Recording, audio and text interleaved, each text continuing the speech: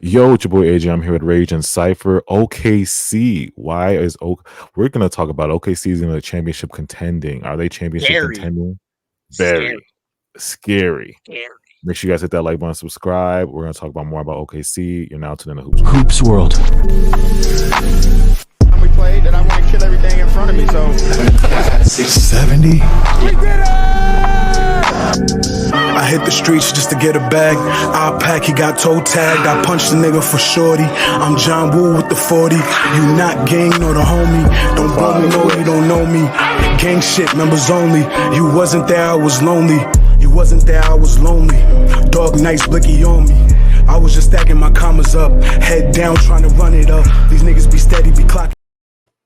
And OKC, man, this is gonna be a fun pod because we know OKC is one of the best teams in the NBA. And Sam Presti, there's not enough love that we get to Sam Presti because he is the best GM. I think I'm gonna go Brad. You can tell Brad to hold his beer. Brad Stevens, hold his beer. I know you won your chip, but Sam Presti is doing something incredible in Oklahoma City. He is just wizardry. You just Look at don't see OKC's what all. he's doing happen. Yeah, we look at OKC's roster, right? The salary cap table, and when I looked at the salary cap table, I'm just like, oh my god, these guys are the total payroll for the team is 158 million total, and that's with Caruso, with paying Isaiah Hartenstein 30 mil. Shea's getting 35 mil, Luke Dort's getting 16. This team is just so perfectly financially, they're just great. And then you look at the depth of the team, bringing back Isaiah Joe.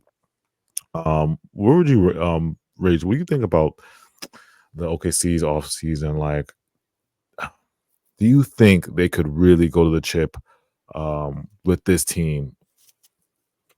Yeah, Yeah. I definitely think so. I mean, I don't know necessarily if they'll win, but they Yeah. definitely have the talent. I mean, to be able to do what they did this offseason and just get better, adding Caruso, Mhm. trading for Caruso for, Josh Giddey, who was essentially not even wasn't even too much for them. Like, they don't really need his play style anymore. And Yeah. they were able to get Caruso, who is a really, really, top tier 3-and-D player who completely helps them out and will be very good off the bench for them. And then Hartenstein, my goodness, obviously they needed a big and they got him, overpaid for him for sure, but I mean, it was worth it. It was worth it. OKC has so many, I think like approximately like 17 like possible first round picks over the next, 9 years. Obviously, that's the max they can get, but and will be lower, but they have so much, and to be $11 million under the luxury tax is just uncanny. Yeah. Uncanny. They should get there, and they're going to continue to get better and better. They're nasty. They're so Yeah. scary.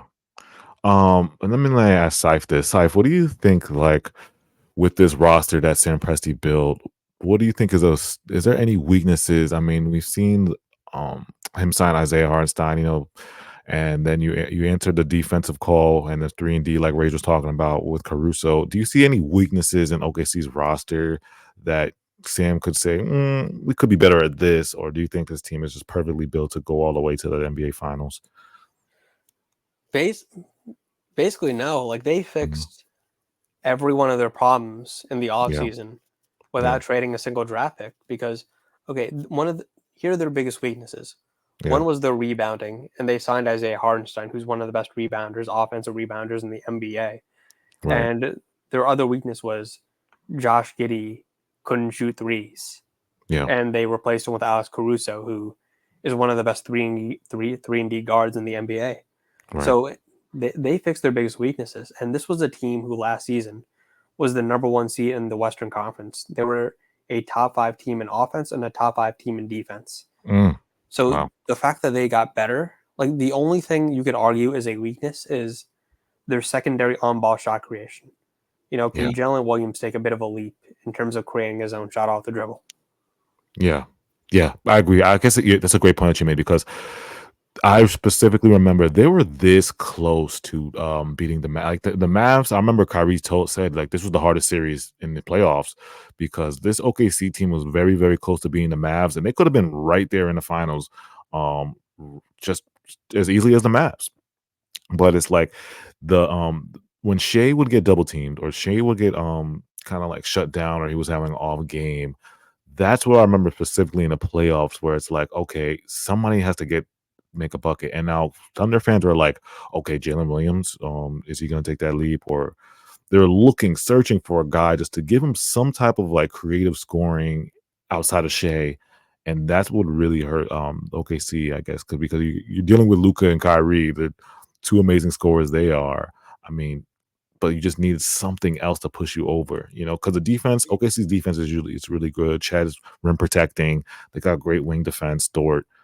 But then the offense is like is it Shea or bust? That's the thing with it. Like, how do you guys We'll think see about that? too with Case and Wallace too, just drafted him, Mhm. that the past year. Um, might have an increased opportunity for sure. Yeah, yeah, I agree. Yeah, and then Nikola Topic, that was a good draft pick too this year. It's like, Year for him though. and more kudos to Sam Presti because, like I was saying this before we started the pod, like this rebuild, he had one of the greatest rebuilds. Like if you have like go through NBA history and talk about rebuilds, I think you got to put OKC in one of those rebuilding like top 5 rebuild teams ever because his rebuild is literally the blueprint. Like stashing on so many first rounds. I remember there was years of people saying, "Why is Sam?" Like people were questioning and kind of like criticizing Sam, like, "Why are you just holding on to these first rounds?" Like They thought he had a fetish, bro. They thought he had a fetish. They people thought he did. They thought. they kind of looked at Sam Presti like he was crazy. Like, are you insane? Like, why are you doing this? Why you just getting first for no reason? Like people just thought he was in a weird place. And Just buying out anybody you can just to get that first round pick, yeah, exactly. And it was just really insane tactics, but like he was really a crazy mastermind with it. He was a wizard because you look at the drafts, he was hitting on the drafts. You look at the salary cap, he's 158 million, like Ray was saying, 10 million in luxury tax. They have plenty of room. They're just so flexible with cap space, financials, and then they have a championship contending team built through the draft. Really, literally built through the draft. Like it's everything you would want in a perfect rebuild, and it's like, Stunning. Absolutely stunning. That's beautiful yeah, work. That's exactly like you can see like with like how the mm, CBA is, and like this is the team. This is the team that is like yeah, this is the team that the NBA wants. This is everything the NBA wants a yeah, team to be right now. Like yeah, 11 mil under the luxury tax, and you're gonna be first, and you're a younger team drafting. That's mm, everything the NBA wants with what we're seeing now. yeah, With everything going on, this is the team. This is the team, and a lot of teams are going to be are going to try to model, just like the OKC. Try yeah, and get as many first round picks as you can. yeah. Value those assets. This is what I I was mean, saying that's was, what yeah, the Nets are doing. Like they're yeah, basically modeling OKC. Like they have almost as many draft picks as Oklahoma City, arguably more valuable because most of our picks are unprotected. Like the yeah, only thing that we don't have is like the guy, like the number one. yeah. And that's exactly, and the blueprint for like this will probably, that's why I said Sam Presti has to go down as one of the best GMs because the blueprint for the rebuild process is gonna be part of it's gonna be part of Sam Presti. Like what he did with OKC, it's just perfect, because like I said, we were questioning why Sam was doing this. Like we're like, what is he doing? And then like you look He at the made the years Paul later. George trade. He made Yeah. the Paul George trade, and not only got all those picks back, but traded for somebody better than Paul George. Like Yeah. Exactly. pretty easily. Pretty easily. Somebody, Yeah. just their guy. They got their Yeah. guy. Think And about it then they like were able to this: build your team they off of that. traded Paul George, and they got SGA and a draft pick that turned into Jalen Williams. Oof. Yeah, that's just mad. Oof. Just thinking about that, it's like, oh my God. Let me ask y'all this. This is the last question and we'll wrap it up. Who do you think in the West is, we all know, okay, people think Boston's gonna, I think East is for sure just Boston, Boston, Boston. We think they're gonna repeat. So I'm assuming the NBA Finals East is gonna be Boston. But who do you think in the West is gonna give OKC matchup problems, or who are the teams in the West you think is gonna give them issues that will prevent them from going into the NBA Finals What do you think? matchup wise? Like it's Mhm, there's a lot out there, like, in terms of the West, but mhm. obviously there's still the Mavs who've gotten better in Yeah. terms of them. The Grizzlies are another team that I think is going to be very, very interesting. Another one of those younger teams Mhm, that's got something to play for. And that was just, and that was just kind of, in the in the Western Conference Finals not that long ago, and they were really about it. And Ja Morant Desmond Bane, like their squad was just young as well. Yeah. Just young as well. They're gonna have some problems there. Like there's a lot going on in the The West. teams that stand out to me is the Nuggets, Mavs, because they like Nuggets, Mavs have good big men, and usually like rebounding and tough big men are give OKC problems. But Well, they I'm fixed thinking, that problem with Hartenstein. yeah, they did. That's the thing. They did fix the problem with Hartenstein. So it's like now it's like basically, can you shut down Shea and score more than basically because OKC is more of like a team oriented. We're gonna do it by committee, score by committee team. So it's like, what teams do you think are just like, oh, too much for OKC? Would it be I like a think Wolves? there's more with Jalen Williams. Like, Mhm. I know he had a bad playoff series, but he's still so young. This was his first playoff run. Yeah, In the regular season, like he was one of the best mid-range shot creators in the NBA. yeah, Like his ability to get to the mid-range, to get to the paint and score at will, And I'm not worried. Like he could take that leap. Like he really yeah, can. So unless Jalen Williams stays the same, their only weakness is like the secondary shot creation. yeah, yeah. And then you I think really that's just look at teams like the Mavs and the Timberwolves, who are literally just kind of here in terms of teams that they'll really have to compete for. But obviously, like there's teams like Memphis that yeah, you'll look at that might give them problems too. yeah, yeah. I would say Mavs, Bulls, Memphis, probably the ones that stick out because I do want to put Jokic and the Nuggets in there, but I'm like, I still got to see how they deal with those big losses of KCP, like and Russell And they Westbrook just on the kind of team. weren't able to recoup any of it. Like you got Russ, but that was at the expense of your starting 3-and-D Yeah. shooting guard who's been around. Yeah, because that one of the keys to the Denver Nuggets was that starting five. Like starting five was so potent, effective. The chemistry was so great, and now it's gone. I just really want to see like how they function with what is it, Christian Braun, Christian Braun on that starting lineup.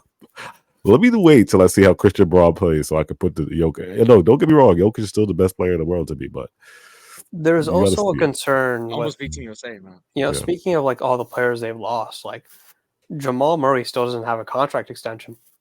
That's another good point. Yep. See, so there's things to figure out. And Jamal Murray, no offense, Jamal Murray, no shade, but you were trash in the FIBA Olympics. Like you were trash, bro. Like I don't And know he what was that bad in was. the playoffs too. You left, And yeah, Michael Porter Jr. is kind of obviously being fraudulicious. like Like it's a little interesting. fraudulent. Jamal Murray, like, bro, you have been on. It's just like everybody's the rumors, the allegations I've been saying, like, oh, Jamal Murray only goes out when he plays the Lakers. Like, bro, don't let the allegations be true because we've seen you make your finals run, and we've seen you done like you get back to that Jamal Murray that made the finals run, that playoff run where you made the finals. Go back to that Jamal Murray. Don't go to these allegations where he only plays well against the Lakers, and he's just he's a reacher. Everybody's overreaching. He's not an all-star. He's not this. He's not that. Like it's starting. The noise is starting to build up. Gotta make the apologies as loud as the hate was, bro. Yeah, exactly. Oh yeah, and you left Shea on the island in Team Canada. Shea was going crazy in Team Canada. You just left him all alone to be. You're supposed to be his wingman, and you just didn't do anything. So. Yeah, so I can't put the Nuggets. I'm not putting Nuggets as comp right now. I'm sorry, y'all. I can't put the Nuggets as comp, but they're gonna be there. They're gonna be the top of the West, but I can't put them in championship like certified championship contending team. Like I'm not gonna put. It's definitely peaked. Like Yeah, they're in the running, but I'm not gonna put them in there. But OKC, I might put OKC number one, and if they get the 1 seed, I think OKC could have definitely a better matchup wise because it's playoffs all about matchups. You just need great matches to make the finals. This is going to be one of the great teams, and I think they can go to the finals. But let us know in the comments, OKC fans, how do you feel about the Thunder? What do you think the Thunder's weaknesses are? Do you think Sam Presti build a perfect roster, or do you think there's more to do? Let us know in the comments. Hit that like button. Follow us on Instagram and Twitter at HoopsWorld0. Appreciate it.